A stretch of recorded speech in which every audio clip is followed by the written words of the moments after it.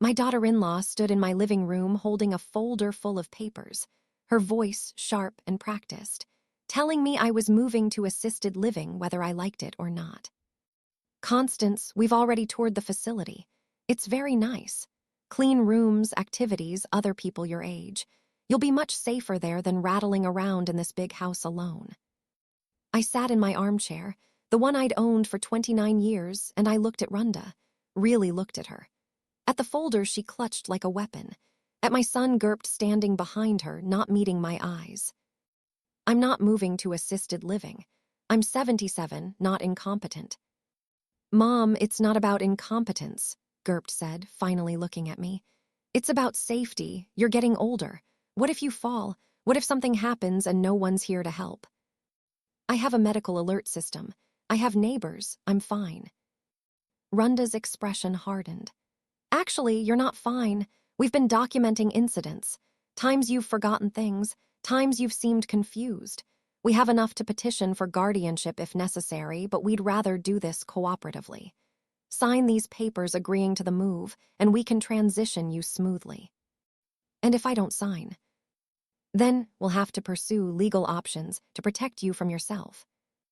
That was the moment I should have argued, should have demanded to see their so-called documentation, should have defended myself against accusations of confusion and incompetence. Instead, I did something that clearly unsettled them. I said nothing, just looked at them, silent, calm, watching. Mom, Garrett's voice had a new edge, uncertainty. Did you hear what we said? I didn't answer. I just sat in my chair, my face completely neutral, my eyes on both of them. Rhonda stepped forward. Constance, we need you to respond. Do you understand what we're telling you? Silence, I could have spoken. I chose not to. They'd come here expecting tears, expecting me to beg them not to put me in a facility, expecting emotional leverage they could use against me. I gave them nothing, just quiet observation, just stillness. And I watched them start to panic. Is she having a stroke?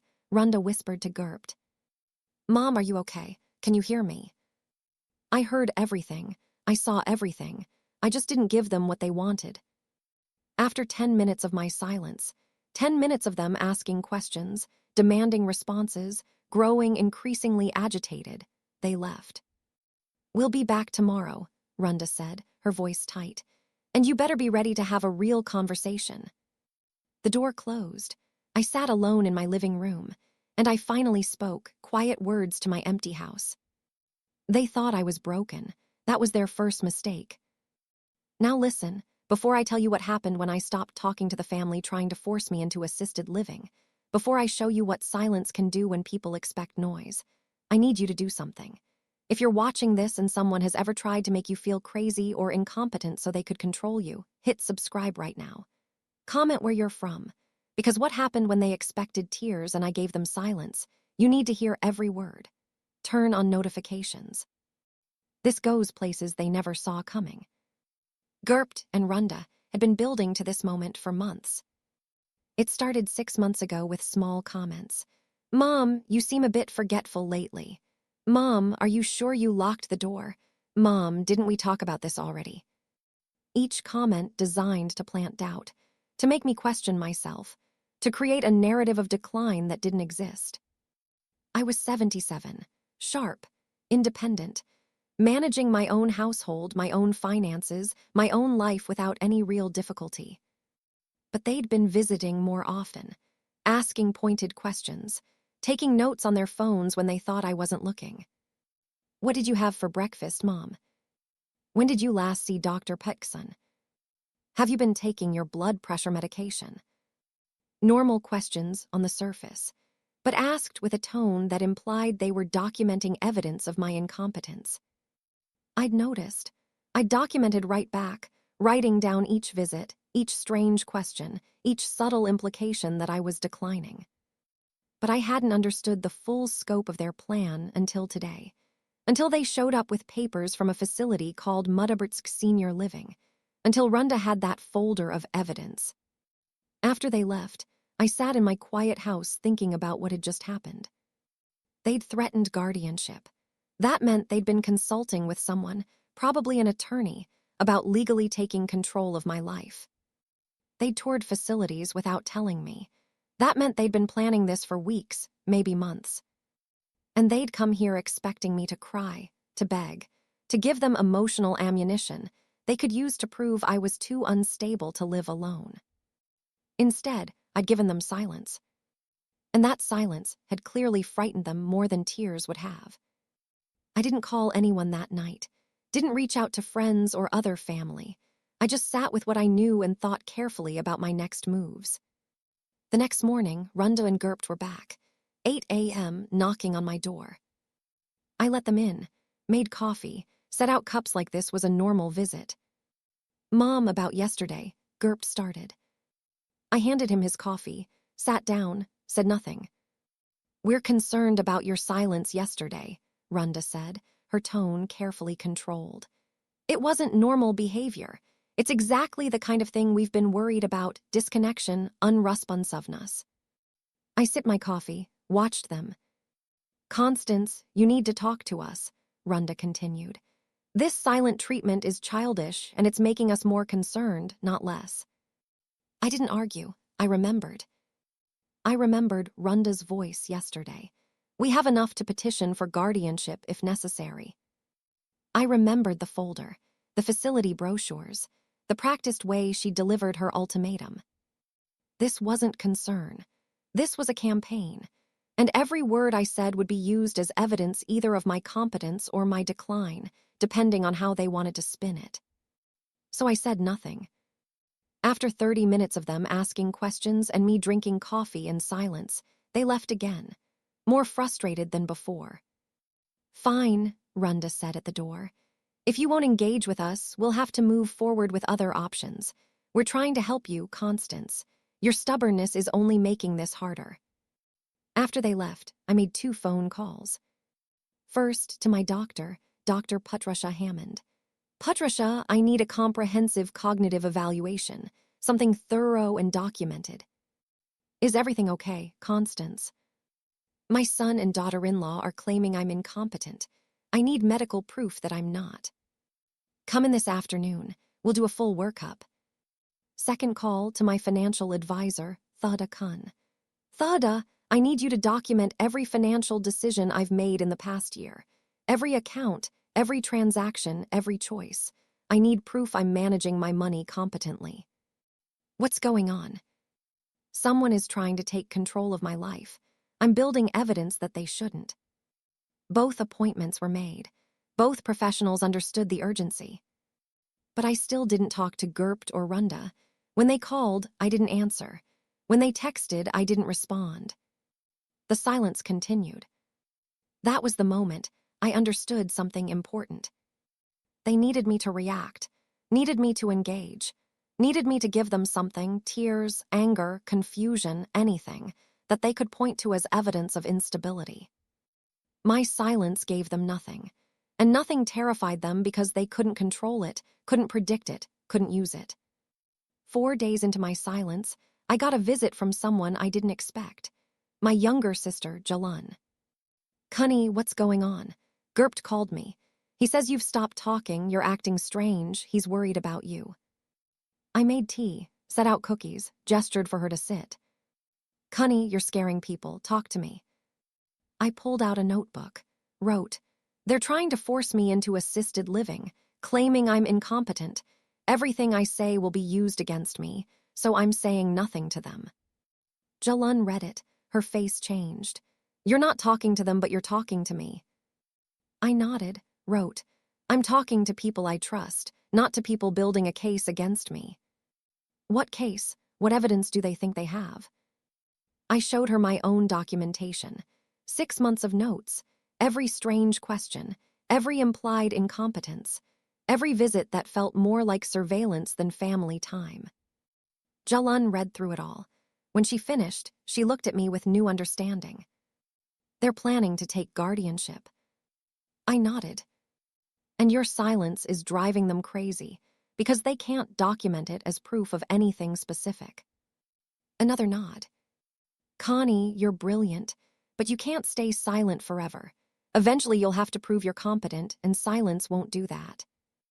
I wrote, I'm getting medical and financial evaluations, building my own evidence. When I'm ready, I'll speak, but not to them, not yet.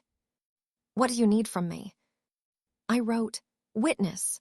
When this comes to a head, I need people who can testify I'm competent, clear-minded, and being manipulated. You've got it. After Jolene left, I continued my silence with Garrett and Rhonda. But I started speaking to others, carefully chosen people who could document my competence. Dr. Hammond did 3 hours of cognitive testing. Memory, reasoning, problem-solving, judgment. Her conclusion, cognitive function appropriate for age. No signs of dementia, confusion, or impairment. Constance is fully capable of managing her own affairs. Theodore reviewed my finances. Every decision has been sound. Appropriate risk management. Good diversification. No signs of poor judgment or confusion. Constance has been managing her portfolio better than some of my 40-year-old clients. I collected every evaluation, every statement, every piece of evidence that I was competent. And I still said nothing to Garrett and Rhonda. 1 week into my silence, they escalated. I came home from the grocery store to find them in my house. They'd let themselves in with Garrett's key, a key I'd given him years ago for emergencies. They were going through my paperwork, bank statements, medical records, personal documents. I stood in the doorway, silent, watching. Mom, Garrett jumped when he saw me. We were worried when you didn't answer our calls. We came to check on you. I looked at the papers spread across my dining table, at Rhonda photographing documents with her phone. We're just making sure everything's in order, Rhonda said quickly. Making sure bills are being paid, medications are being taken. It's what family does. I walked to the table, gathered all my papers, put them in a box, carried the box to my bedroom, locked the door. When I came back out, I held my hand out to Garrett, palm up, waiting. What? I pointed to the door, then to my palm. The message was clear, give me your key and leave.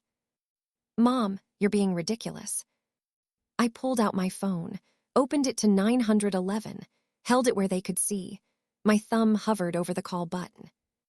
You're going to call the police on your own son. Rhonda's voice was sharp with disbelief. I didn't answer, just held the phone, waiting. Garrett put his key on the table. Fine, but Mom, this isn't healthy. This silence, this paranoia, it's exactly what we've been worried about. After they left, I called a locksmith. Had all my locks changed within 3 hours. That evening, I got a call from a number I didn't recognize. I answered. Mrs. Brennan, this is Amanda Hughes. I'm an attorney. Your son Garrett has consulted with me about filing for emergency guardianship over you. I'm calling as a courtesy to inform you that if papers are filed, you'll need legal representation. Why are you calling me directly? Because Garrett described a situation that didn't sit right with me. He says you've stopped speaking, you're acting erratically, you're clearly declining. But Mrs. Brennan, you're speaking to me right now. Clearly, competently, so either you've suddenly recovered from whatever he described or his description wasn't accurate. Which is it? His description wasn't accurate. I've been selectively silent with him and his wife because everything I say is being documented and twisted to build a case that I'm incompetent. I'm not declining. I'm protecting myself. Do you have medical documentation of your competence? Yes, comprehensive cognitive evaluation from my doctor. Financial records showing sound decision-making. Multiple witnesses who can testify to my mental clarity. Then my advice is to get your own attorney immediately. If Garrett files for guardianship, you'll need to mount a strong defense. And Mrs. Brennan, I won't be representing him. Something about this feels wrong, and I don't take cases that feel wrong. After she hung up, I sat with that information. Garrett had gone to an attorney, was planning to file for emergency guardianship, was escalating from threats to action. The silence had bought me time to get evaluations, time to secure my documents, time to understand what I was facing. But now I needed to do more than stay silent. I needed to act. The next morning, I called my own attorney, someone I'd worked with years ago on estate planning, Douglas Fletcher. Douglas, I need help. My son is planning to file for guardianship claiming I'm incompetent. I need to fight it. Are you incompetent? No, I have medical documentation proving I'm fully capable. Then we fight. Come to my office this afternoon. Bring everything, medical evaluations, financial records, any documentation of what they've been doing. I brought it all, 6 months of notes, the cognitive evaluation, Theodore's financial assessment, documentation of Garrett and Rhonda going through my papers without permission. Douglas reviewed everything. Constance, this is a clear pattern of elder manipulation. They're trying to manufacture evidence of incompetence to gain control of your assets. How much are we talking about? My house is worth about $520,000. I have $340,000 in savings and investments, small pension, Social Security. So nearly $900,000 in assets. That's motive. Constance, if they get guardianship, they'll control all of it. They can sell your house, move your money, make all your medical decisions. You'd have no say in your own life. I know. That's why I've been silent. Every word I say to them gets twisted. Smart, but now we need to be proactive. I'm going to file a declaratory judgment petition, basically asking the court to rule that you're competent and that Garrett has no grounds for guardianship. We'll include all your medical evidence, financial evidence, and testimony about their manipulation. It puts you on offense instead of defense. How long will that take? We can file within a week. If Garrett files for guardianship in the meantime, our petition will be there showing you've already been evaluated and found competent. It undermines his entire case. 2 days later, something happened that showed me just how desperate they were getting. I received a call from Adult Protective Services. Mrs. Brennan, we received a report that you're living in unsafe conditions and may be unable to care for yourself. We need to schedule a home visit to evaluate your situation. Who filed the report? The report was anonymous, but it expressed serious concerns about your welfare. Garrett and Rhonda. It had to be, trying another angle to build their case. I'm happy to have you visit. When would you like to come? The APS worker, Linda Yashida, came the next day. She walked through my house, checked my refrigerator, my medications, my living conditions. Mrs. Brennan, your home is clean and well-maintained. You have adequate food. Your medications are organized properly. Your utilities are on and paid. I'm not seeing any signs of self-neglect or unsafe living conditions. The report was false. It appears so. Mrs. Brennan, can I ask, do you know who might have filed this report? My son and daughter-in-law are trying to have me declared incompetent so they can take guardianship. I believe they filed a false report to create documentation of concerns. Linda's expression hardened. That's a serious accusation. I have documentation. 6 months of their campaign to manufacture evidence of my decline. Would you like to see it? I showed her everything. She read it carefully. Mrs. Brennan, filing false reports to APS is a crime. It wastes resources and can constitute elder abuse itself. I'm going to note in my report that this appears to be a malicious filing. If you pursue any legal action against your son, this documentation may help. After Linda left, I added her report to my growing file. Another piece of evidence that Garrett and Rhonda were manipulating systems to build a false case against me. That evening, they showed up at my door again, angry. APS came to your house. Rhonda's voice was sharp. What did you tell them? I looked at her, silent. Constance, this is serious. If you're making false accusations about us to government agencies. I held up my phone, showed them Linda's report on the screen, the part that read, no evidence of unsafe conditions or self-neglect. Residence well-maintained. Subject appears fully capable of independent living. Report appears to have been maliciously filed. Garrett's face went pale. We didn't file that report. I raised one eyebrow, still silent. The expression said everything. I know you're lying. Even if we had filed a wellness check, which we didn't, that's not a crime. We're concerned about you. I pulled out my notebook, the one I'd been keeping for 6 months, opened it to a page showing every visit, every strange question, every implied incompetence. Let them see it.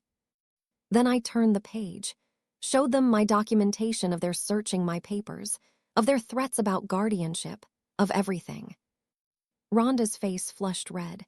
You've been documenting us. What kind of? I closed the notebook, gestured to the door. We're not leaving until you talk to us. Garrett's voice was rising now, desperation clear. This silent treatment is insane. It proves you're not thinking clearly. I pulled out my phone again. This time I actually dialed 911, put it on speaker. 911, what's your emergency? 2 people are in my home refusing to leave when asked. I need them removed. Ma'am, are you in danger? Not immediate danger, but they won't leave and I want them gone. We're sending an officer. Stay on the line. Garrett and Rhonda left before the police arrived, but I didn't cancel the call. Let the officer come. Let me explain the situation. Let there be an official police report documenting that they'd refused to leave when asked. More evidence, more documentation. The silence was working. They were panicking, making mistakes, creating evidence against themselves. 3 days later, I received official notice. Garrett had filed for emergency guardianship. The hearing was scheduled for 2 weeks out. Douglas called me after receiving his copy.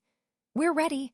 We have your competency evaluation, financial documentation, witness statements from Jolene, from Linda at APS, from the police officer who responded to your call. We have their pattern of manipulation documented. Constance, we're going to win this. I know. There's one thing I need to ask. At the hearing, you'll need to speak. You can't stay silent. The judge will need to hear you demonstrate competence, answer questions, show you understand what's happening. I know I'll speak, but not before then, not to them. The 2 weeks before the hearing were quiet. Garrett and Rhonda stopped coming to my house, probably on advice from their attorney. They stopped calling. I used the time to prepare, met with Douglas, reviewed my evidence, practiced answering questions clearly and competently. And I maintained my silence with them, complete radio silence, no responses to texts, no returned calls, nothing. Let them wonder, let them worry, let them make mistakes born of panic. 3 days before the hearing, I got a voicemail from Rhonda. Her voice was different, softer, almost pleading. Constance, please, we're not your enemies. We love you. We're worried about you. This guardianship thing, it's gotten out of hand. Can we just talk, just the 3 of us, please, before this goes to court and damages our relationship permanently? I didn't call back. Because that voicemail wasn't an olive branch. It was a last-ditch attempt to get me to say something, anything, they could use at the hearing. They expected tears, expected me to break down, to explain, to defend, to give them ammunition. I gave them nothing but silence. And that silence had driven them to file for guardianship out of desperation, had driven them to make mistakes, had driven them to create a paper trail documenting their manipulation. The night before the hearing, Jolene came over. Tomorrow you have to talk. Are you ready? I'm ready. Connie, why the silence? I understand the strategy, but what made you think of it? Because tears give people comfort. Anger gives them justification. Explanations give them arguments to twist. But silence gives them nothing. It makes them fill the space with their own panic. And when people panic, they make mistakes. You were never confused or declining. You were strategizing. From the moment they showed up with those facility papers, I knew I was in a fight. I just had to choose my weapons carefully. Silence was the best weapon I had. Tomorrow, when you speak, what are you going to say? The truth, clearly, calmly, competently, everything they claimed I couldn't do. The hearing was the next morning, and what happened there would show them exactly what my silence had really meant. But that night, as I sat in my house preparing for battle, something happened that made me realize the fight was bigger than I'd thought. I received an email from someone named Cheryl Brennan, a woman I'd never heard of. And what she told me changed everything. I thought I knew about why Garrett really wanted guardianship. Before I continue this story, kindly subscribe, turn on the notification bell, and tell me in the comments where you're watching from. I opened the email from Cheryl Brennan at 9 p.m., the night before my guardianship hearing. Dear Mrs. Constance Brennan, you don't know me, but I know your son Garrett. We dated for 6 months before he married Rhonda. I need to warn you about something. Garrett has been planning to gain control of your assets for over 2 years. I know because he talked about it when we were together. He said his mother was sitting on almost $1 million doing nothing with it, and that when she got older, he'd help her make better use of it. I broke up with him when I realized he was dating multiple women looking for someone who'd go along with his plan to manipulate you. Rhonda was apparently willing. I'm emailing because I saw the guardianship filing in the public records. I work at the courthouse. Mrs. Brennan, he's been planning this for years. The concern is fake. This is about money. I'm willing to testify to what he told me if it helps. I'm sorry I didn't warn you sooner. Cheryl Brennan. I read the email 3 times. Garrett had been planning this for over 2 years. Before any of the concerning behavior he claimed to have noticed. Before the strange questions. Before the documentation. This had never been about my safety. It had always been about my money. I forwarded the email to Douglas immediately with a note. Can we use this tomorrow? He called me within 10 minutes. Constance, this is explosive. A witness who can testify Garrett was planning financial exploitation years before he claimed to notice your decline. Yes, we can absolutely use this.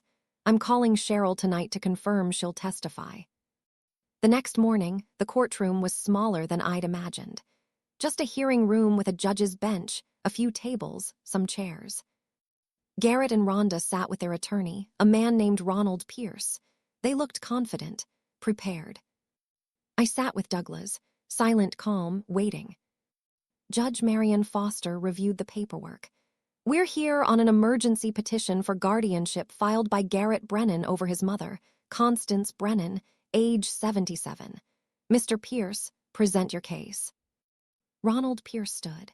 Your Honor, this is a straightforward case of an elderly woman experiencing cognitive decline who refuses to accept help. Mr. Brennan and his wife have documented months of concerning behavior, memory lapses, confusion, inappropriate silence, paranoid accusations against family members trying to help. We have evidence that Mrs. Brennan is no longer capable of managing her own affairs safely. He called Garrett first. Mr. Brennan, describe your concerns about your mother. She's changed over the past year, forgetting conversations we've had, seeming confused about dates and times. Then about 6 weeks ago, she stopped talking to us completely. Just went silent. Won't respond to questions, won't engage. Your Honor, that's not normal behavior. That's someone who's lost touch with reality. Did you document specific incidents of memory loss or confusion? Yes, we kept notes every time we visited. Times she couldn't remember what she'd had for breakfast. Times she asked the same question multiple times. Times she seemed disoriented.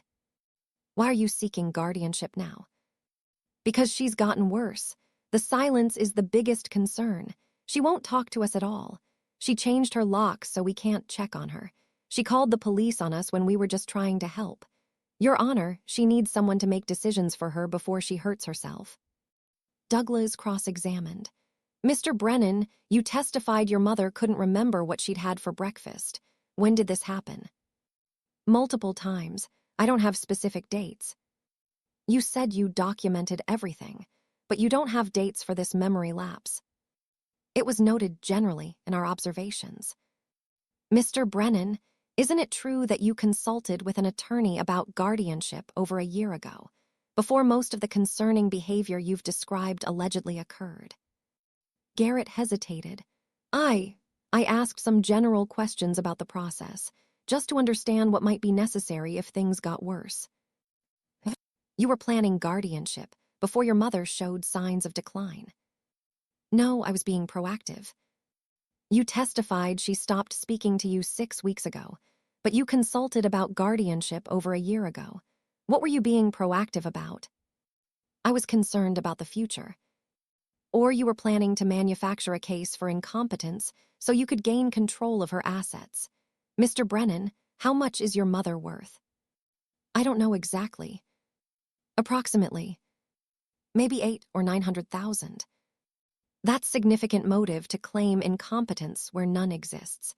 Mr. Brennan, did you or your wife file a false report to Adult Protective Services about your mother? No. Adult Protective Services found no evidence of unsafe conditions or self-neglect when they investigated. In fact, they noted the report appeared malicious. Who would have filed such a report if not you? I don't know. Someone else who was concerned. Someone else who has been documenting her alleged decline for months. Someone else who just happened to file it right when you were building a guardianship case. Mr. Brennan, you're lying. Objection, Ronald Pierce stood. Counsel is being argumentative. Judge Foster looked at Douglas. Sustained, move on. Next, they called Rhonda. Mrs. Brennan, describe what you've observed. Constance has been declining for months. Forgetful, confused, sometimes not making sense. Then she went completely silent. Won't speak to us at all. Won't engage. It's like she's not there anymore. Your Honor, someone needs to take care of her because she can't take care of herself. What specific incidents of confusion have you witnessed? She couldn't remember conversations we'd had. She'd repeat herself. She seemed disoriented sometimes about what day it was. Douglas cross-examined. Mrs. Brennan, you've been married to Garrett for how long? 3 years. And when did you first meet Constance? About 4 years ago. So you've known her 4 years. In that time, have you ever lived with her? No. How often do you visit? We've been visiting more frequently in the past 6 months, 2 or 3 times a week.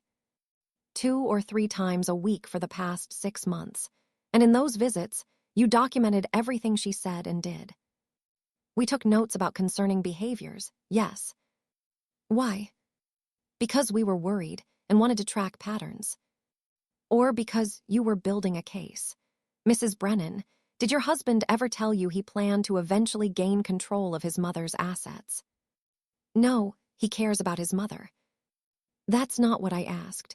Did he ever discuss her money, her house, what would happen to those assets? Rhonda hesitated. We've discussed that she has a nice house and savings, if that's what you mean. Did he ever say he wanted access to those assets before she died? Objection, speculation.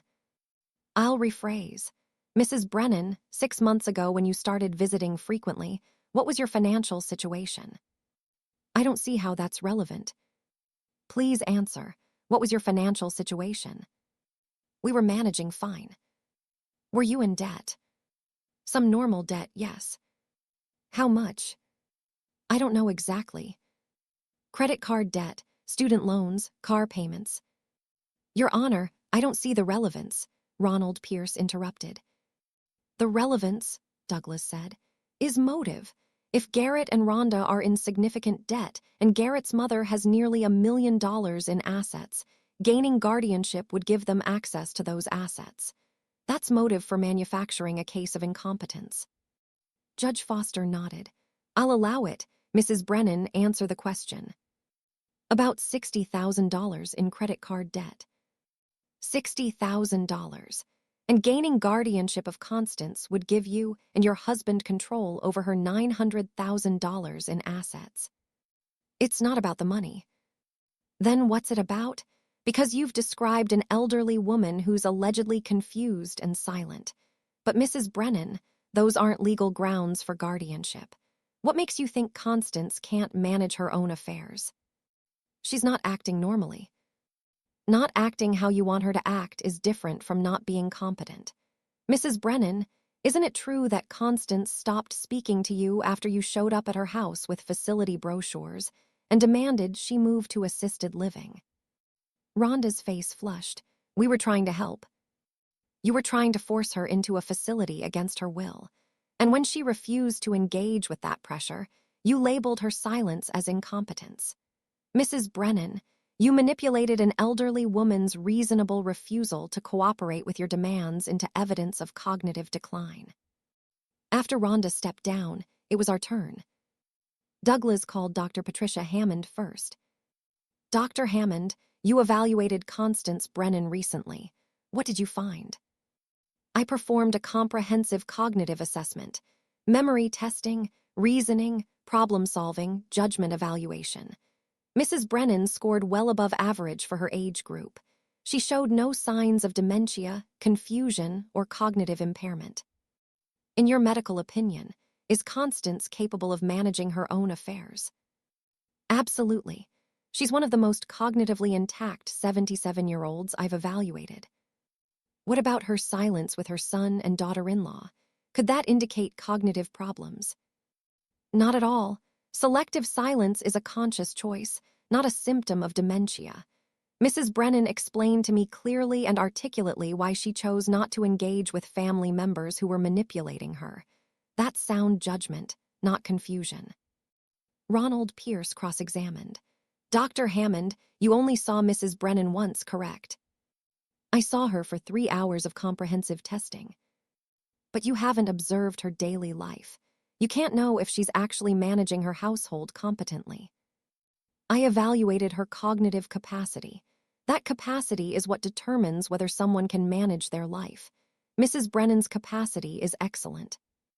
Next, Douglas called Theodore Kane. Mr. Kane, you manage Constance Brennan's finances. How would you characterize her financial decision-making? Excellent, better than many people half her age. She makes sound investment choices, manages risk appropriately, pays all bills on time, understands complex financial concepts.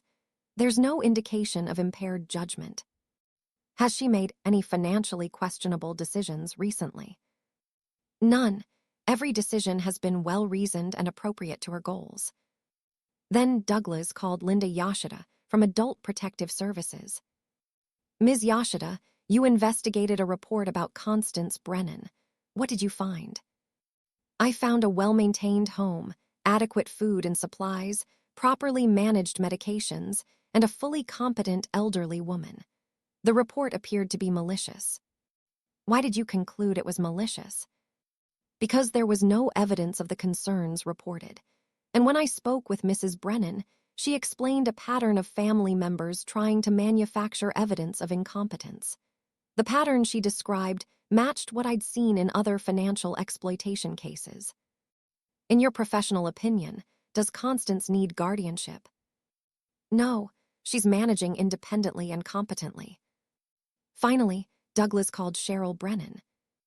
Ms. Brennan, you dated Garrett Brennan before he married Rhonda. What did he tell you about his mother? He said his mother had almost $1 million in assets and wasn't doing anything useful with it. He said when she got older, he'd help her make better use of it. He talked about eventually getting control of her finances. When was this? About 3 years ago, long before any of the concerning behavior he's claiming to have noticed. Did he discuss strategies for gaining that control?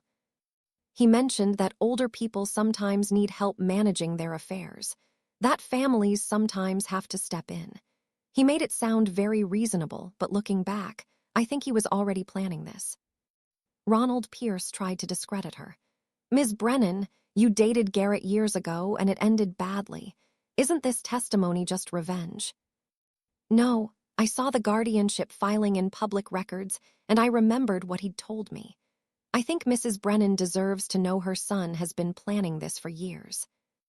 After Cheryl stepped down, Judge Foster looked at me. Mrs. Brennan, I'd like to hear from you directly. Can you tell me why you stopped speaking to your son and daughter-in-law? I stood. This was the first time I'd spoken in the courtroom. My voice was clear, steady.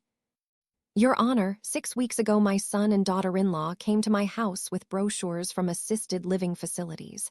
They told me I was moving whether I liked it or not. They said if I didn't agree, they'd pursue guardianship. They had a folder of evidence they'd been collecting about my alleged decline. I realized that everything I said would be twisted and used against me. If I cried, they'd say I was emotionally unstable. If I argued, They'd say I was combative and confused. If I explained, they'd find ways to make my explanations sound like rationalizations from someone who doesn't understand their own decline. So I chose silence, not because I was confused or incompetent, because silence gave them nothing to twist, nothing to manipulate, nothing to use against me. Your Honor, I stopped speaking to people who were building a case against me, but I continued speaking to my doctor, my financial advisor, my sister, anyone I trusted. I gave interviews to Adult Protective Services. I hired an attorney. I prepared for this hearing. Those aren't the actions of someone who's incompetent. Those are the actions of someone defending herself. Mrs. Brunnan, do you understand the purpose of this hearing? Yes, my son is trying to take legal control of my life and my assets. He's claiming I'm incompetent. The evidence shows I'm not. Do you understand the implications if guardianship were granted? Yes, I'd lose control of my finances, my healthcare decisions, where I live, every major aspect of my life. That's why I'm fighting it. Do you feel you're capable of managing your own affairs? Yes, I've been doing it successfully for decades. I see no reason to stop now. Judge Foster looked at the attorneys. I'm ready to rule. The courtroom went silent. I've reviewed all the evidence presented. The medical evaluation shows Mrs. Constance Brunnan is cognitively intact and fully capable. The financial records show sound decision-making. Multiple witnesses testify to her competence. On the other side, we have allegations of memory lapses and confusion that are vague and undocumented. We have a silence that Mrs. Brunnan has explained clearly and reasonably. And we have evidence suggesting this petition is motivated by financial interest rather than genuine concern. The petition for guardianship is denied. Mrs. Brunnan retains full control of her affairs.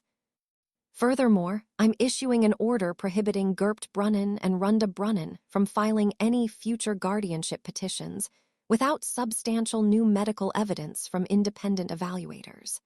This appears to be a harassment campaign, and I won't allow this court to be used for that purpose. We're adjourned. Garrett's face went white. Rhonda started crying. I stood, gathered my papers, and walked out of the courtroom with Douglas. And I still didn't speak to them, didn't look at them, just left. They'd expected tears, expected me to break down and beg them not to take my independence. I'd given them silence, and that silence had protected me, bought me time, and ultimately helped me win. Outside the courthouse, Jalun was waiting. She hugged me. You did it.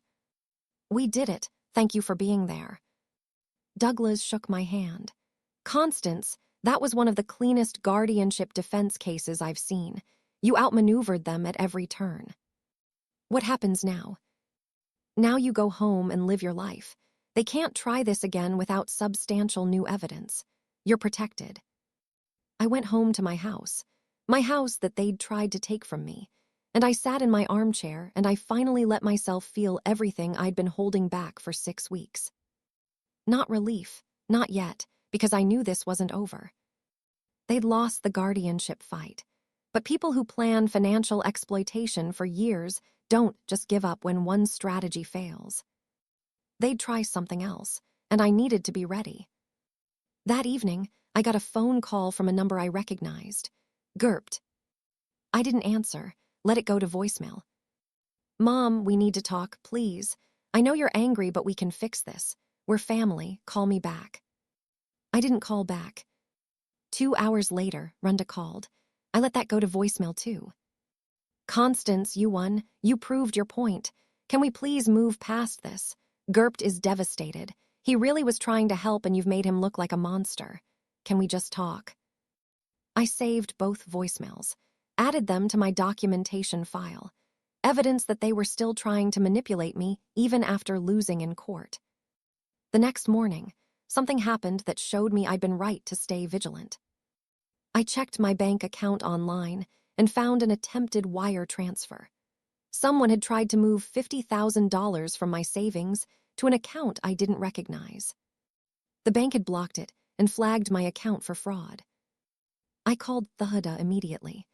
Someone tried to wire $50,000 out of my account. When? Last night, the bank blocked it. Thudda, this was right after the guardianship hearing, after they lost. They're retaliating. Constance, you need to report this. This is financial fraud. I called the bank's fraud department, filed a report, changed all my passwords and security questions. Then I called Douglas. They just tried to steal $50,000 from my account. That's a crime. Are you filing a police report?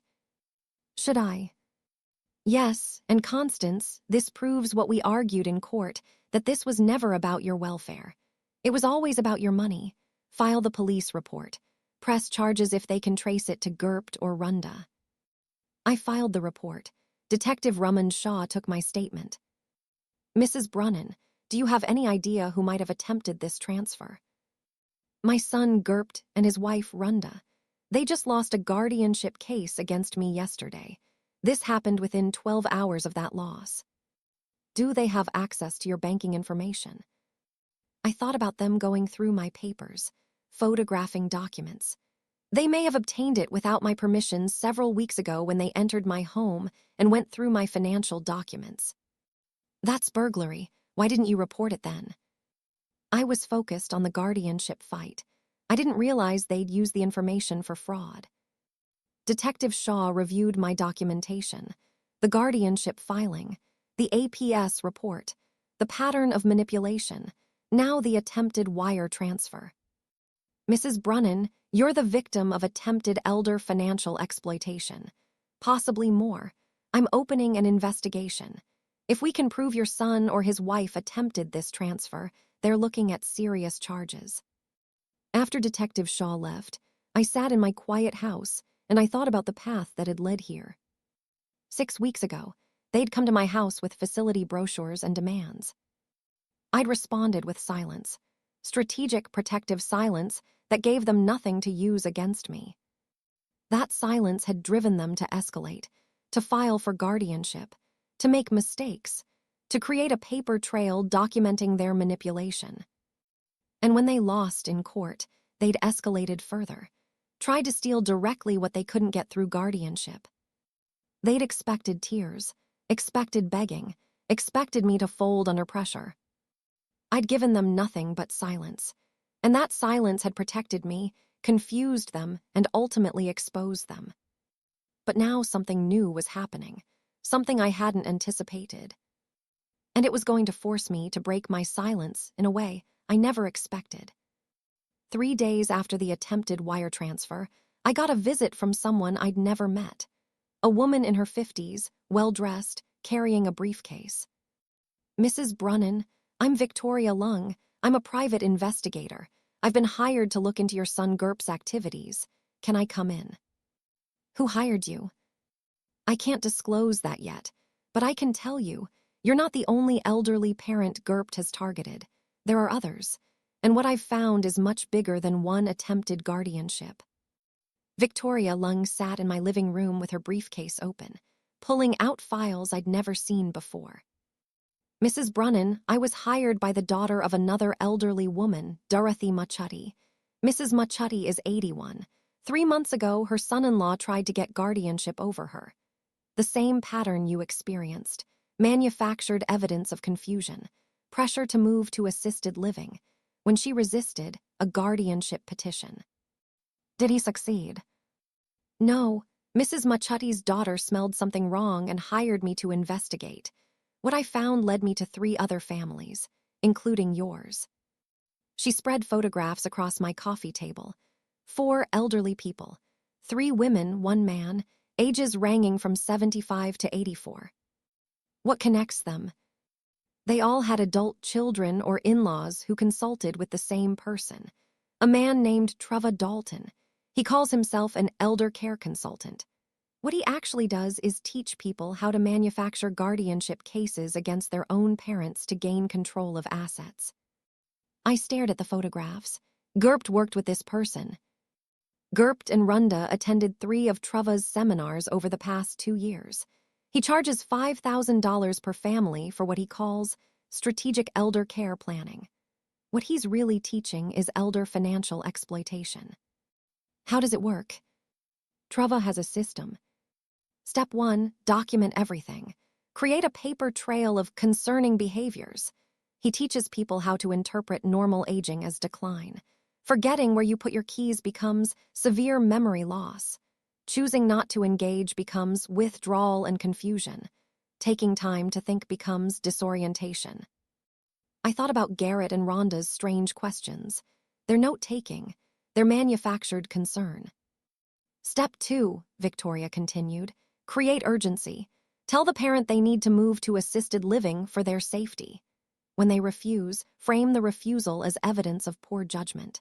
Step 3, file for guardianship before the parent can mount a defense.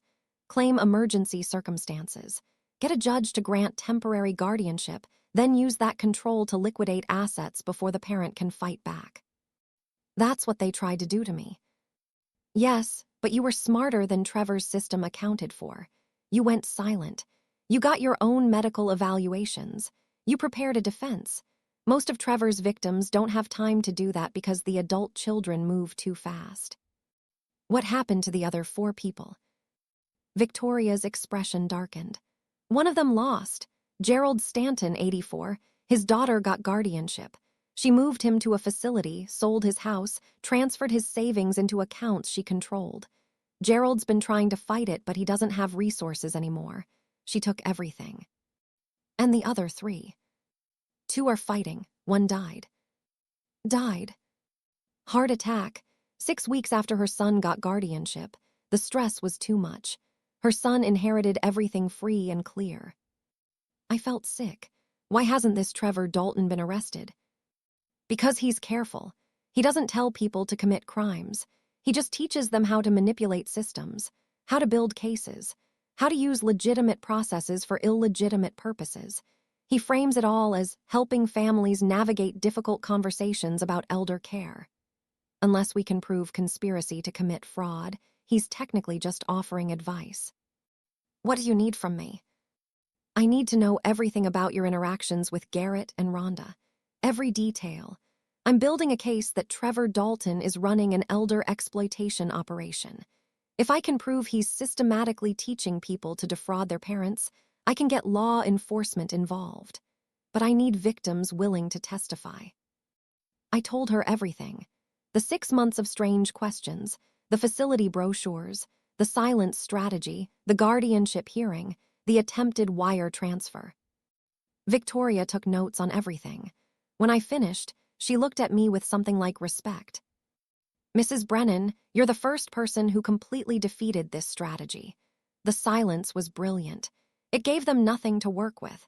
I've seen 6 families go through this, and you're the only one who outmaneuvered them completely. I just protected myself. You did more than that. You exposed the playbook.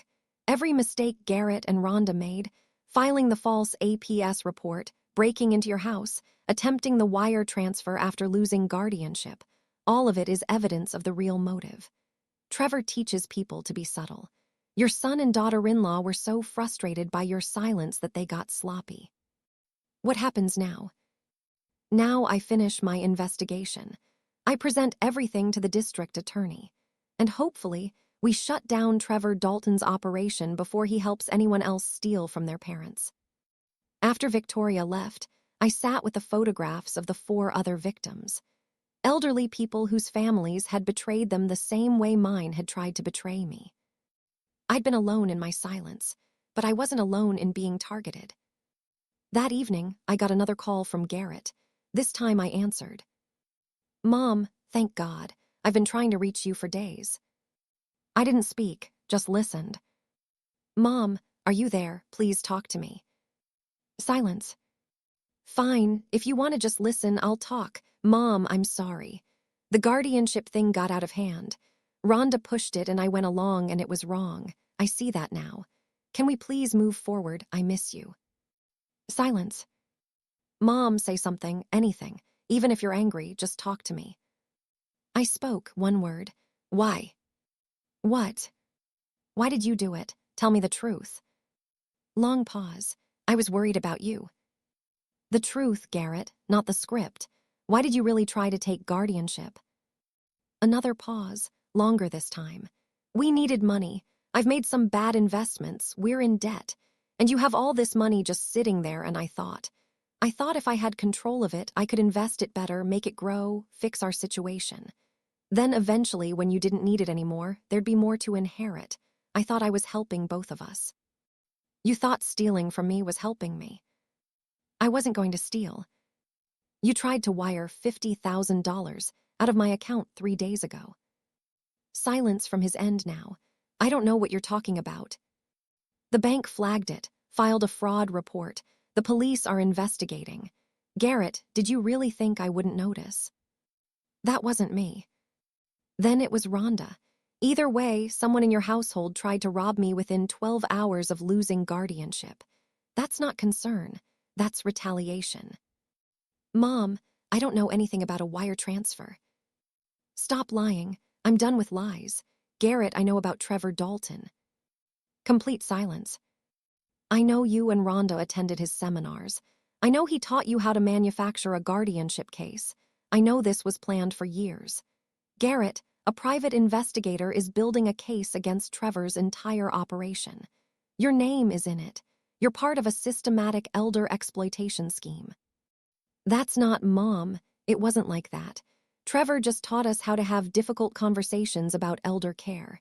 He didn't teach us to fabricate evidence, to file false APS reports, to steal. Garrett, you did all those things. Whether Trevor explicitly told you to or not, you did them. And now you're facing consequences. What consequences? The police are investigating the wire transfer attempt. If they trace it to you or Rhonda, you're looking at fraud charges, elder abuse charges, maybe more. Garrett, you tried to steal from your own mother. Multiple times, in multiple ways. That's criminal. You're going to have me arrested. I'm your son. You tried to take everything from me. My money, my house, my independence, my dignity. What did you think would happen when you failed? That I'd just forgive and forget? I thought you'd act like a mother instead of an enemy. I am acting like a mother who's teaching her son that actions have consequences. Garrett, I love you. I always will. But I won't protect you from what you've earned. If you committed crimes, you face the consequences. That's not me being cruel. That's me being honest. This is because of that investigator, isn't it? She's turned you against me. No, you turned me against you when you showed up at my house with facility brochures and told me I had no choice. When you went through my papers without permission. When you filed false reports. When you tried to steal. Garrett, you did this to yourself. I hung up.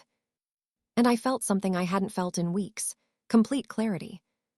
The silence had been strategy, but now it was time to speak, to tell the truth, to refuse to protect people who tried to destroy me.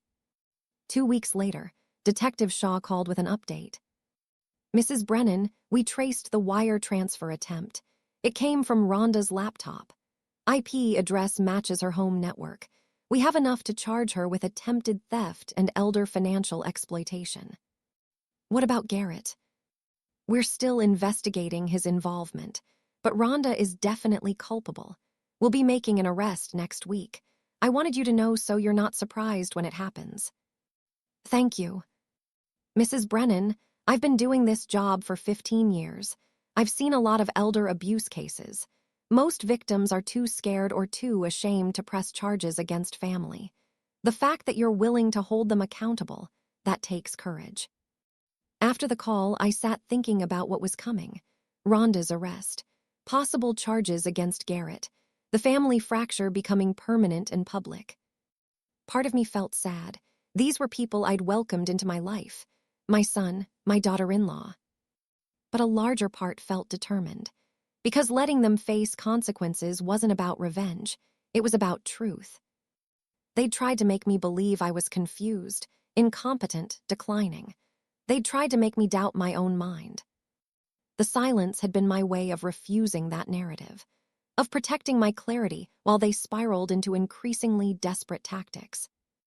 And now the truth was coming out, not because I was vindictive, because I refused to lie to protect people who tried to destroy me. 3 days before Rhonda's scheduled arrest, I got an unexpected visitor. My granddaughter, Lily, Garrett and Rhonda's daughter. She was 19, home from college for the summer.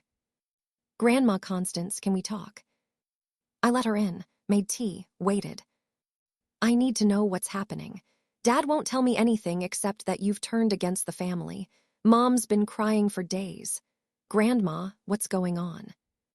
I didn't soften the truth. Your parents tried to get guardianship over me. They claimed I was incompetent so they could control my money. When they lost in court, your mother tried to steal $50,000 from my bank account. She's being arrested next week for fraud and elder exploitation. Lily's face went white. That can't be true. It's all true, documented, proven in court and through police investigation. But why would they do that? Because they're in debt and I have assets they wanted access to. Lily, your parents attended seminars taught by a man who specializes in teaching people how to exploit their elderly family members. This was planned, systematic, not a misunderstanding or a mistake. I don't believe you. I showed her everything, the guardianship filing, the court decision, the police report about the wire transfer, Victoria Lang's investigation documents showing Garrett and Rhonda's connection to Trevor Dalton. Lily read it all. When she finished, tears were running down her face. I didn't know. I swear I didn't know. I know you didn't. Lily, this isn't your fault. But they're my parents. How could they do this to you? People do terrible things when they convince themselves it's justified. Your parents convinced themselves I had too much money and wasn't using it right.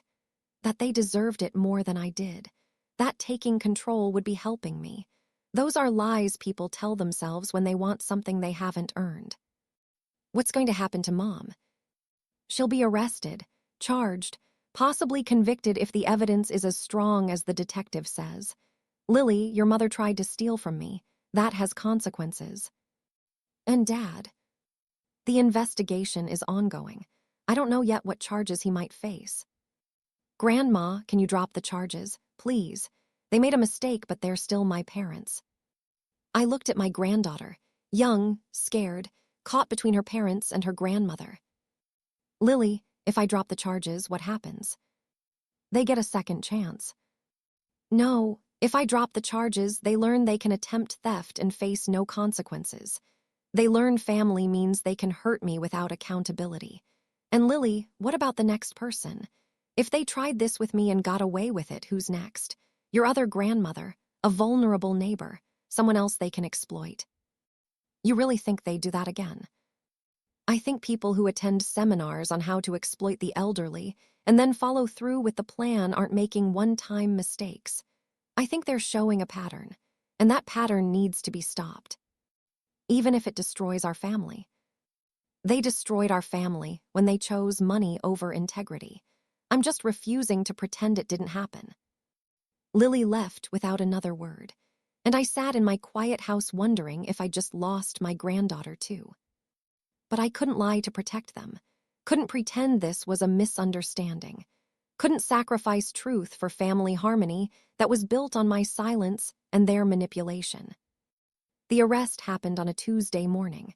Detective Shaw called to tell me it was done. Rhonda Brennan is in custody, charged with attempted theft, elder financial exploitation, and fraud. She'll be arraigned this afternoon. What happens at arraignment? Bail hearing. She'll probably be released on bail unless the judge considers her a flight risk. Then we move toward trial. And Garrett. We're still building the case. The wire transfer came from Rhonda's computer, but we're investigating whether Garrett was involved in the attempt or in planning it. Give us another few weeks. That afternoon, I got a call from a number I didn't recognize. When I answered, it was Rhonda, crying. I'm out on bail. Constance, please, drop the charges, I'm begging you. This will destroy my life. I'll lose my job, we'll lose everything, please. You tried to steal from me. I made a mistake. I was desperate. We're drowning in debt, and I panicked, and I thought if I could just access some of your money. Without permission, without asking, just taking. Rhonda, that's theft, planned, deliberate theft. I know, and I'm sorry, I'm so sorry. But Constance, please, I have a daughter. Think about Lily. She doesn't deserve to have a mother with a criminal record. Did you think about Lily when you tried to steal $50,000? Did you think about how she'd feel when she found out what you'd done? I wasn't thinking clearly. You were thinking clearly enough to wait until after losing the guardianship case, clearly enough to access my account information, clearly enough to set up the wire transfer. Rhonda, this wasn't impulse. This was calculated. Please, I'm begging you. I'll do anything. I'll stay away from you. I'll never ask you for anything again. Just drop the charges. No. Why? What do you gain from destroying my life? I'm not destroying your life. You destroyed it yourself when you tried to steal from me. Rhonda, I'm not dropping the charges. You need to face what you've done. She hung up sobbing. And I sat with the weight of that decision, knowing I was refusing to protect someone who was begging, someone connected to me by marriage and by my granddaughter. But I remembered the silence, the strategic, protective silence that had saved me from their manipulation. That silence had been about refusing to give them ammunition, about protecting myself from people who were trying to take everything. This was the same thing, refusing to protect them from the consequences of their own actions, refusing to sacrifice truth and justice for a false peace. They'd expected tears when they came to my house with facility brochures. I'd given them silence. Now they expected mercy. I was giving them truth and accountability. And somehow, that felt like the exact same choice. 1 week after Rhonda's arrest, Victoria Lang called with news.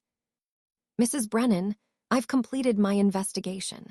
I have documentation connecting Trevor Dalton to 17 families where adult children attempted guardianship or financial exploitation of elderly parents. Garrett and Rhonda are part of that network. I'm presenting everything to the district attorney tomorrow. If they agree to prosecute, Trevor Dalton is going down for conspiracy to commit elder abuse. Will that help the case against Garrett and Rhonda? It shows they were part of a larger scheme, that this wasn't just bad judgment, they were trained by a professional exploiter. That could make their charges more serious. Or less. Depends on how the prosecutor frames it. They were taught by an expert, so maybe they're less culpable. Or they paid $5,000 for specialized training in how to defraud you, so maybe they're more culpable because it shows premeditation. I can't predict which way it'll go. After Victoria's call, I thought about Garrett, my son, the boy I'd raised, the man who'd paid $5,000 to learn how to steal from me. Where had I gone wrong? What had I missed in raising him that made him capable of this? Or was this not about my parenting at all? Was this about choices he made as an adult, choices to value money over integrity, to see his mother as a resource instead of a person? I didn't have answers, just questions that hurt. That evening, Garrett showed up at my door. I almost didn't let him in, but something made me open it. He looked terrible, thinner, older, exhausted. Can I come in?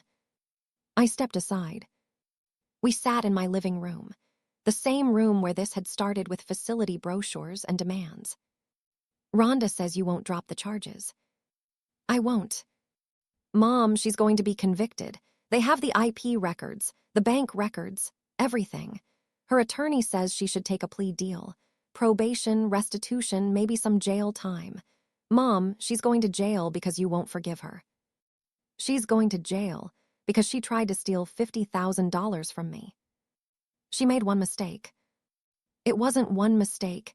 It was the culmination of months of planning. Years, if we count the Trevor Dalton seminars. Garrett, this was systematic exploitation, not a mistake. We were desperate.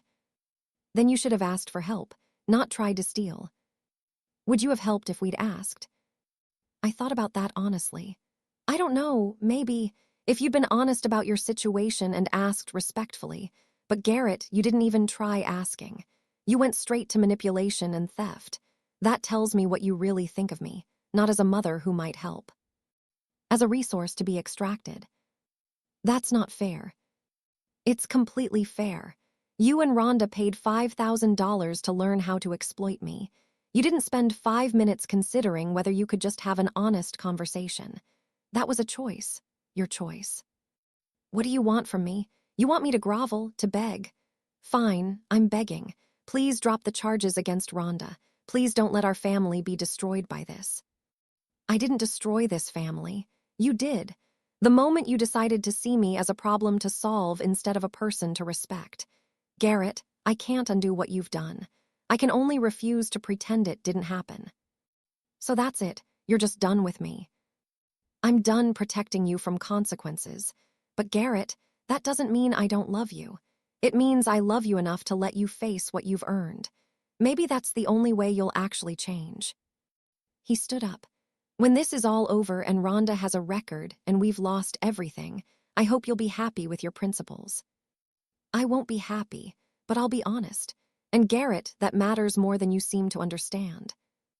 He left. And I sat alone again, wondering if I was doing the right thing. The silence had protected me from their manipulation, had given me time and space to build my defense, had confused them into making mistakes. But this, refusing to drop charges, letting consequences happen, telling the truth even when it hurt, this was harder than silence. Because silence was strategy, this was sacrifice. Sacrificing the illusion of family harmony for the reality of accountability. And somehow, even though it hurt, it felt like the same choice I'd made when I first went silent. The choice to protect truth over comfort, reality over pretense. They'd expected tears. I'd given them silence. Now they expected mercy. I was giving them honesty. And that honesty was about to reveal something even I hadn't expected. 3 weeks after Rhonda's arrest, I received a letter in the mail. Not from Garrett or Rhonda. From someone named Dorothy Marchetti, the elderly woman Victoria Lang had mentioned. Dear Mrs. Brennan, I read about your case in the newspaper. The investigator Victoria Lang connected us because our situations are similar. My son-in-law tried the same thing with me that your son tried with you. I wanted to write because I made a different choice than you did. When my daughter begged me to drop charges against her husband, I did. I forgave. I chose family harmony over accountability. That was 8 months ago. Last week, I discovered they're trying again. Different approach this time. They convinced me to add my daughter to my bank accounts just in case of emergency. She's been slowly transferring money out, about $30,000 so far. When I confronted her, she said I'd agreed to let her manage the money, that I'd given permission. I hadn't, but because I dropped the first charges, there's no legal record of their previous attempt. No pattern documented. My attorney says it will be my word against theirs. Mrs. Brennan, I'm writing to tell you, don't drop the charges. I know it's hard. I know they're family. But people who do this once will do it again unless they face real consequences. I chose mercy the first time. Now I have nothing left to show for it except a daughter who's stealing from me and a documented history of being too forgiving. That makes me look like an unreliable witness. You're doing the right thing, even though it hurts, especially because it hurts. Sincerely, Dorothy Marchetti. I read the letter 3 times. This woman had chosen mercy and been exploited again, had chosen family and lost both family and money. I thought about Garrett's visit, his demand that I drop charges, his certainty that I was destroying the family by refusing to forgive. But Dorothy's letter showed what forgiveness without accountability created, permission to try again. That evening, I called Victoria Lang. Victoria, Dorothy Marchetti wrote to me. She says her daughter is stealing from her again. I know, she called me yesterday. She's trying to build a new case, but it's complicated because she dropped the first charges. Makes her look unstable. First she's claiming abuse, then she's dropping charges, now she's claiming abuse again. Defense attorneys love that pattern. What can I do? Would you be willing to testify in her case? As an expert witness of sorts, someone who faced similar manipulation from Trevor Dalton's network and refused to drop charges. It could help establish that this is a pattern, not Dorothy being confused. Yes, I'll testify. Mrs. Brennan, there's something else. The district attorney has decided to prosecute Trevor Dalton. Conspiracy to commit elder abuse, multiple counts. They want you to testify in that case too. Against Trevor, I never met him. You don't have to. You just testify about what Garrett and Rhonda did, and we connect it to Trevor's training materials. The DA has records of 17 families who attended Trevor's seminars and then attempted guardianship or financial exploitation. Your case is the clearest example of the system he teaches because Garrett and Rhonda followed it step by step. When would the trial be? Not for several months. These things take time. But Mrs. Brennan, this could shut down Trevor's operation permanently, stop him from training anyone else to exploit their parents. I agreed to testify in both cases, Dorothy's and Trevor's. Because the silence had protected me, but speaking, telling the truth publicly, refusing to hide what had happened, that could protect others. 2 days later, something happened that I didn't expect. Lily came back, my granddaughter. She knocked on my door at 8 a.m., looking like she hadn't slept. "Grandma, I need to tell you something." I let her in. "I've been going through Dad's files, the ones he kept in his home office. I found everything. The Trevor Dalton seminar materials, notes from the seminars, a whole plan laid out for how to get guardianship over you. Grandma, they've been planning this for over 2 years." "I know." "No, you don't know everything. I found something else. A life insurance policy on you." My chest tightened. "What?" "Dad took out a life insurance policy on you 18 months ago. $500,000. He's the beneficiary." I sat down slowly. "How is that possible? Don't I have to sign for that?" "Apparently not if the insured person is a parent and the child can show financial responsibility for them.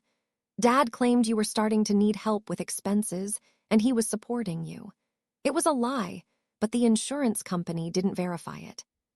"Why would he take out a policy on me?" "Grandma, I don't want to think about why, but I found notes, planning notes, about how long you'd likely live, what your health conditions were, what would happen if you were in a facility versus at home. Grandma, they were calculating." I felt cold. They were planning for me to die.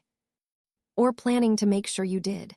Grandma, there are notes about how stress affects elderly people, how guardianship battles sometimes lead to heart attacks or strokes, how facility care can accelerate decline.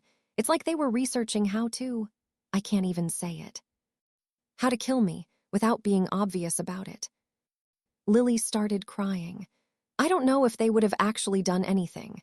But Grandma, the fact that they researched it, that they took out a policy and made plans, I can't be in that house anymore.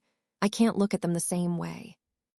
I held my granddaughter while she cried, and I thought about the silence. I'd thought they were trying to steal my money, control my life, take my independence. But maybe it was worse than that. Maybe they'd been planning something even darker. The stress of a guardianship battle, the decline that sometimes happens in facilities, the $500,000 policy if I died. Maybe the guardianship wasn't the endgame. Maybe it was just step one. I called Victoria Lang immediately. "Victoria, Lily found a life insurance policy Garrett took out on me. $500,000. He's the beneficiary. And she found notes suggesting he was researching how elderly people decline under stress." Long silence. "Mrs. Brennan, that changes everything. That's not just financial exploitation. That's potential conspiracy to commit harm, maybe worse." "What do I do?" "You bring Lily and those documents to Detective Shaw immediately. Let him see everything. This isn't my area anymore. This is criminal investigation territory.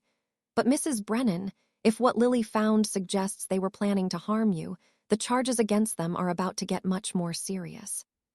Lily and I went to the police station that afternoon.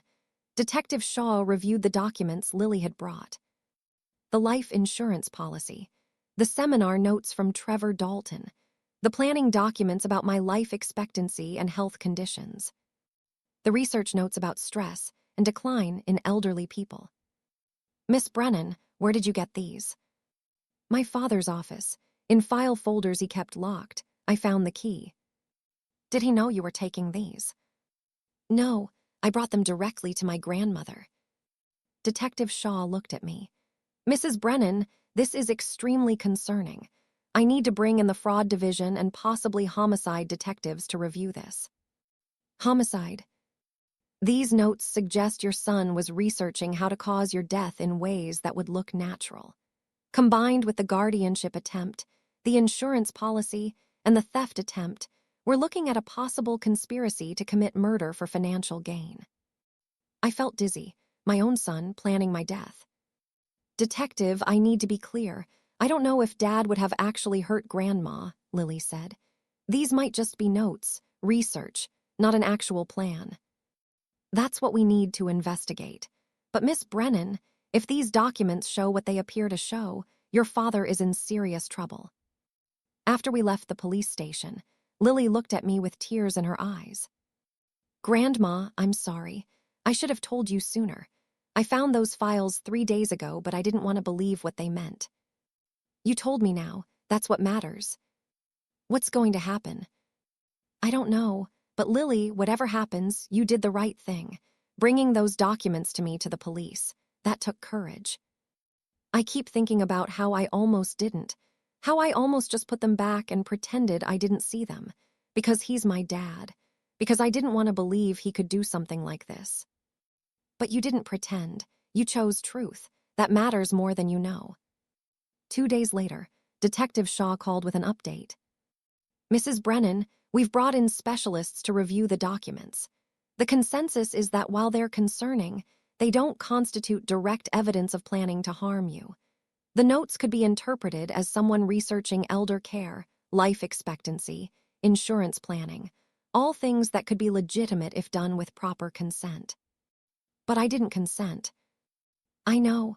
And the life insurance policy combined with the guardianship attempt and theft is a concerning pattern.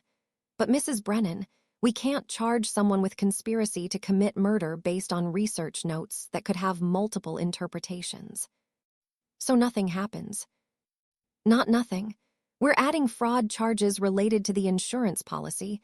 Garrett claimed he was financially responsible for you when he wasn't. That's insurance fraud. And the notes will be part of the overall pattern we present if this goes to trial. But we can't charge him with planning to harm you based on what we have. After the call, I sat thinking about what those notes meant.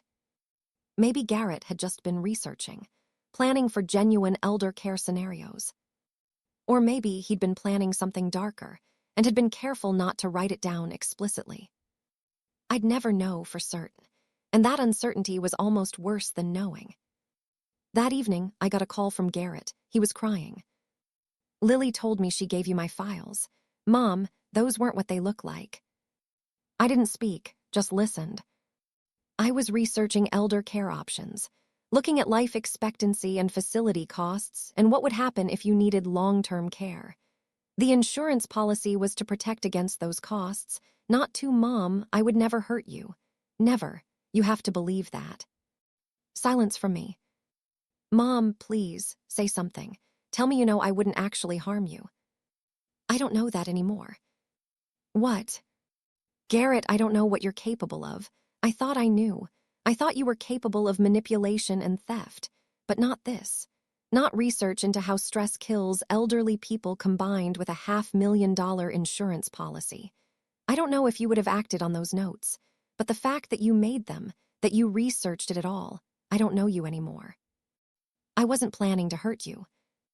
Then why research how elderly people die from stress? Why take out a policy I didn't know about? Why make notes about my health conditions and life expectancy?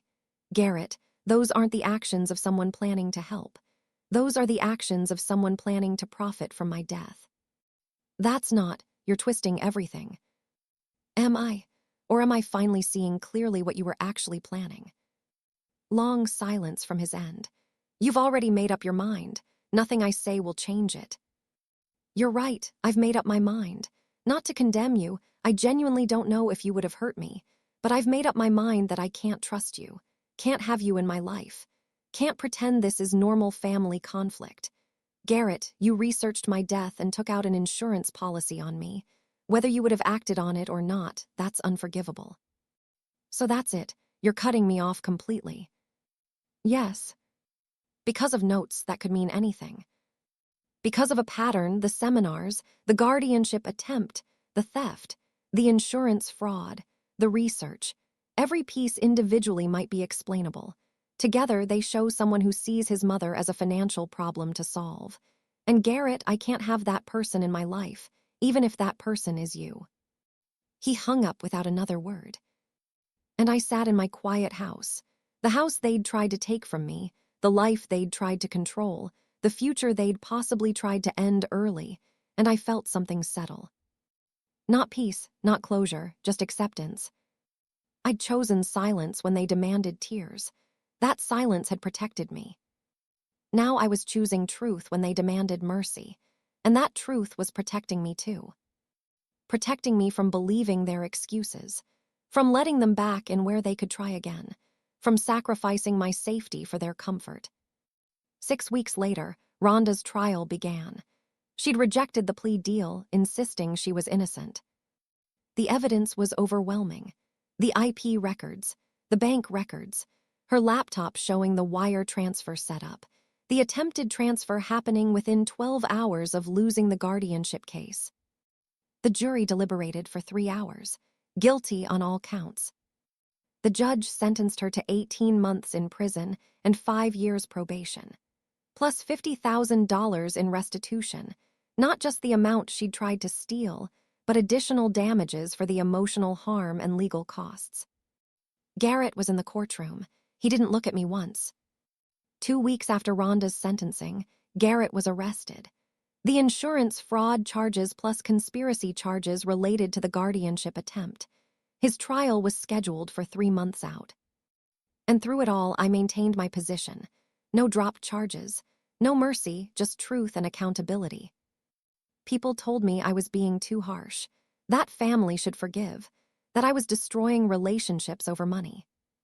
But I thought about Dorothy Marchetti, about how mercy without accountability had led to repeated exploitation. I thought about the other victims in Trevor Dalton's network, about elderly people who'd lost everything because they'd tried to protect family harmony instead of themselves. And I knew I was making the right choice, the hard choice, the choice that would haunt me, but the right one. 3 months later, I testified at Trevor Dalton's trial. The courtroom was packed with media, with families of victims, with elderly people who'd been targeted.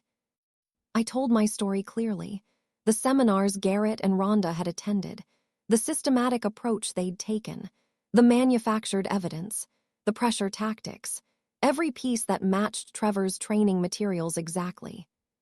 The prosecutor showed those materials to the jury, step-by-step instructions on how to build a guardianship case, how to document concerning behaviors, how to create urgency, how to file before the parent could mount a defense. It was all there, a blueprint for elder exploitation dressed up as strategic elder care planning. Trevor Dalton's defense was that he was just teaching people how to have difficult conversations, that if some people misused his materials, that wasn't his responsibility. But the prosecution showed 17 families who'd attended his seminars and then attempted guardianship or financial exploitation within 6 months. The pattern was too clear to ignore. The jury convicted him on 12 counts of conspiracy to commit elder abuse. He was sentenced to 8 years in federal prison and ordered to pay restitution to the victims. After the trial, Victoria Lang approached me in the hallway. "You did it. Your testimony was the strongest piece of evidence. Clear, detailed, credible. Mrs. Brennan, you helped shut down an operation that was destroying families all over the country." I just told the truth. That's all it took. The truth, spoken clearly by someone who refused to be silenced. 1 week after Trevor's conviction, Garrett's trial began. I testified at his trial too, about the guardianship attempt, the theft, the insurance policy, the research notes. I didn't embellish, didn't exaggerate, just stated facts. Garrett's attorney tried to paint me as vindictive, as a mother who couldn't forgive her son's mistakes. I corrected him quietly. These weren't mistakes, they were choices, planned, deliberate choices made over years. I'm not vindictive, I'm honest about what happened. The jury convicted Garrett on fraud charges, conspiracy charges, and insurance fraud. He was sentenced to 4 years in prison. As they led him away, he looked at me, and I saw something in his face I'd never seen before. Not anger, not resentment, something like understanding. Like he finally realized that the silence hadn't been about weakness. The refusal to drop charges hadn't been about revenge. It had all been about refusing to participate in lies. His lies about my incompetence. His lies about concern. His lies about what he was really planning. I'd chosen truth, at every turn, even when it cost me my son. After Garrett's sentencing, Lily moved in with me. Not permanently, just for the summer while she processed everything that had happened. "Grandma, how do you do it? How do you stay so calm about all of this?" Because the silence taught me something important. What? That I don't have to react the way people expect. They expected tears when they tried to take control. I gave them silence. They expected mercy when they faced consequences. I gave them truth. Lily, the most powerful thing you can do is refuse to perform the role others have written for you. Is that why you didn't speak to them for so long? Yes, because anything I said would have been twisted, used against me. The silence gave them nothing. And in that nothing, I found power I didn't know I had. Do you think Dad will ever understand what he did wrong? Maybe. Prison gives people time to think. But Lily, whether he understands or not isn't my responsibility.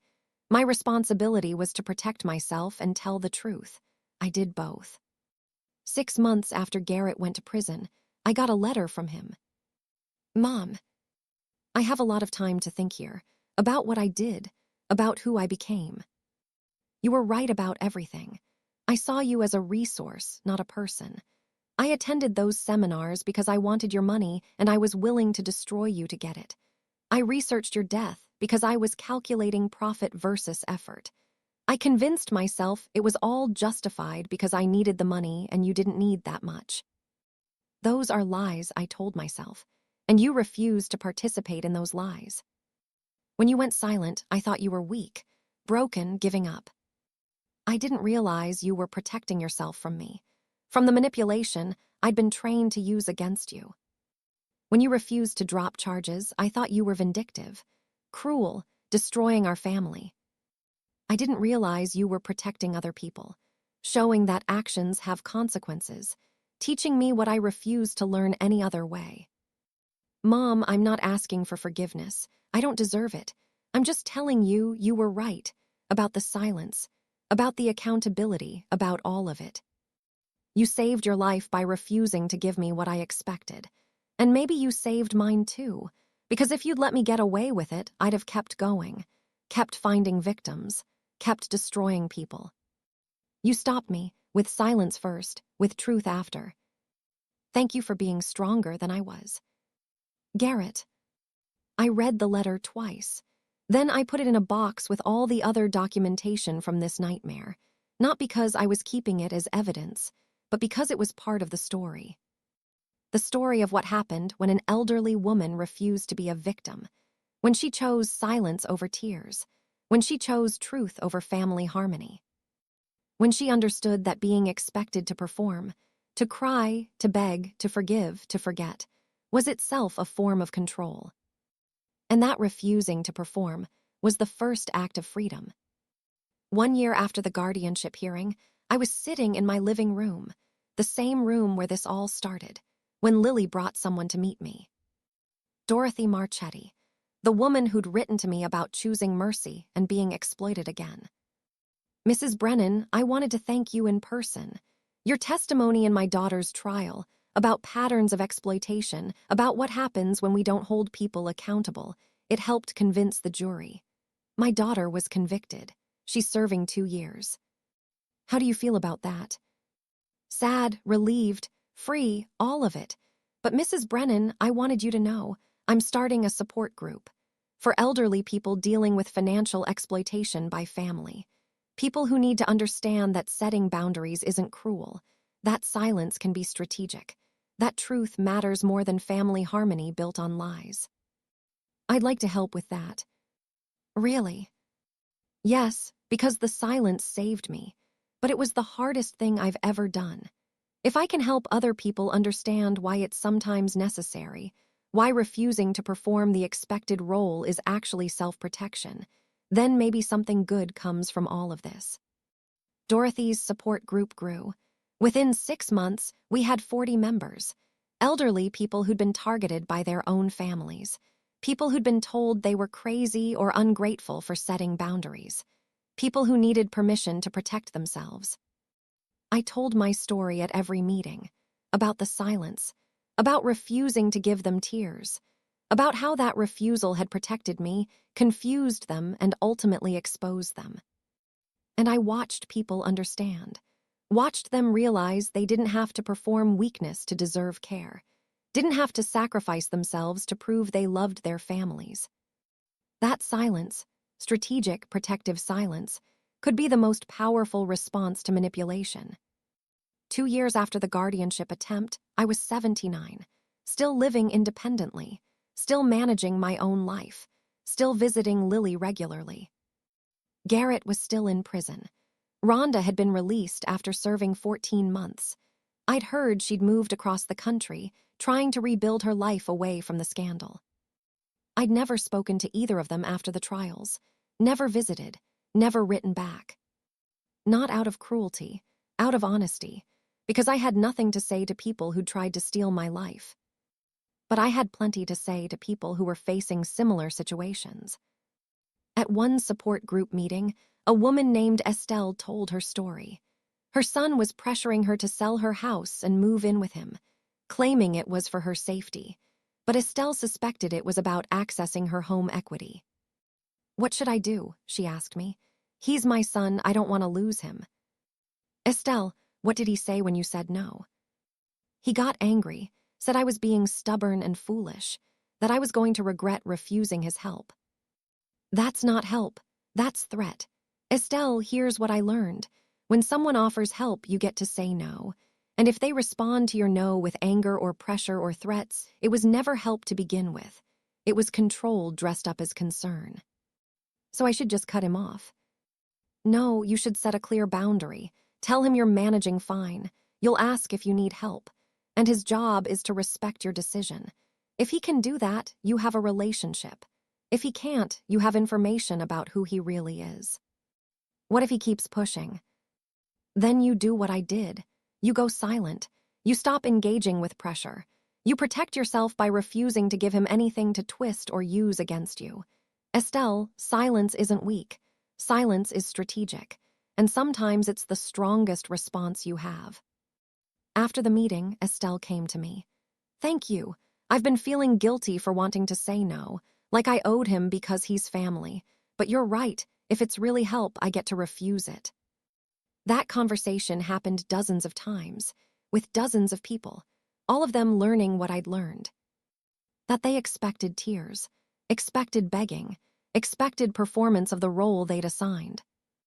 And that refusing to perform, through silence, through boundaries, through truth, was the first step toward freedom.